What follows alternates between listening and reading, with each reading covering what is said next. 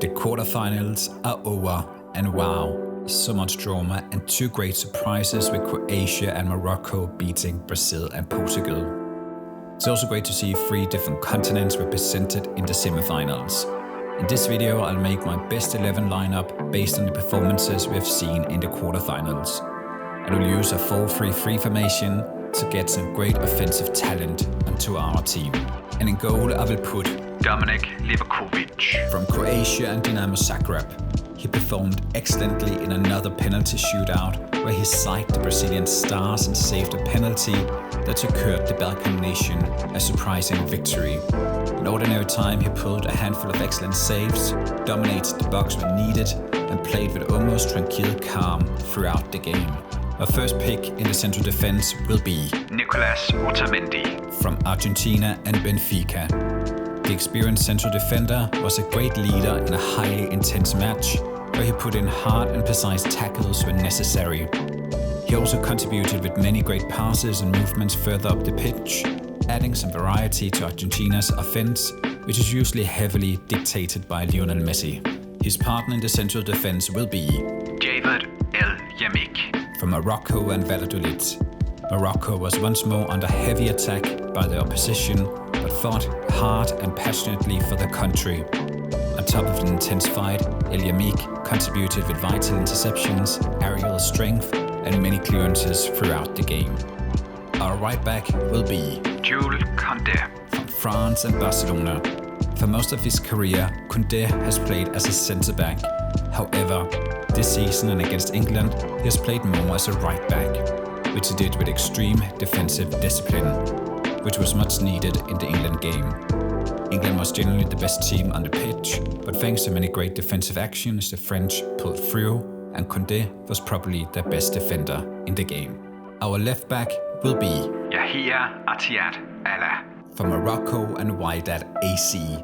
His and his other teammates' performance against Portugal proved how vital dedication and passion is in football. He fought hard throughout the game, blocked a handful of shots, intercepted dangerous situations, and crowned a hard-working performance with a well-delivered assist.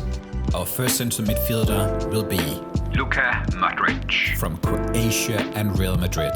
In a wild game against the perhaps best team on paper, Modric played 3D chess with great passes and otherworldly tactical intelligence.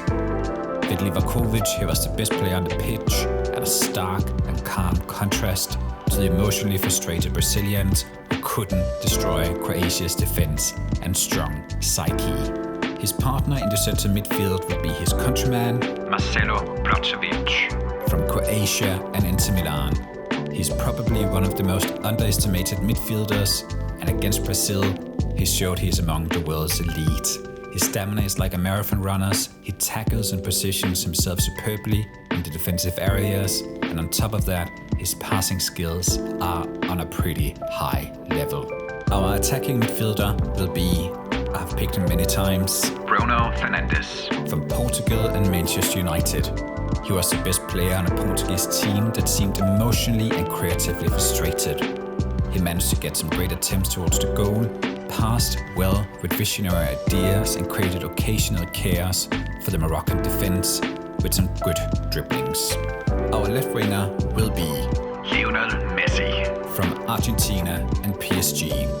I've looked forward to putting Messi on one of my World Cup teams, but this match is the first time he has stood out enough. Argentina's tactics are built around Messi, so when Argentina wins against a great team like the Netherlands, it's hard to argue against not picking Messi. The highlight of the match was when he assisted Argentina's first goal with a visionary pass to Molina. Our right winger will be Bukayo Saka from England and Arsenal. As mentioned earlier, England was the best team on the pitch if you put aside clinical finishing. Saka was in many situations the creative force in England's attacks and managed to create a handful of situations that put France's world-class defense under threat, most notably when he got England a penalty. Our last player, our striker position, will go to Wout Weghorst from the Netherlands and Besiktas.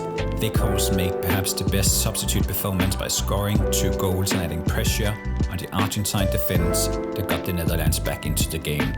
The free kick combination was a particular highlight, and the fact it was delivered under so much pressure in the injury time shows what a great box player he is.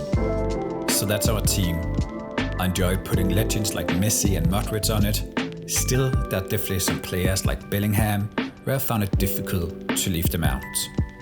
As always, I will encourage you to share your quarterfinal XR in the comments. All the best.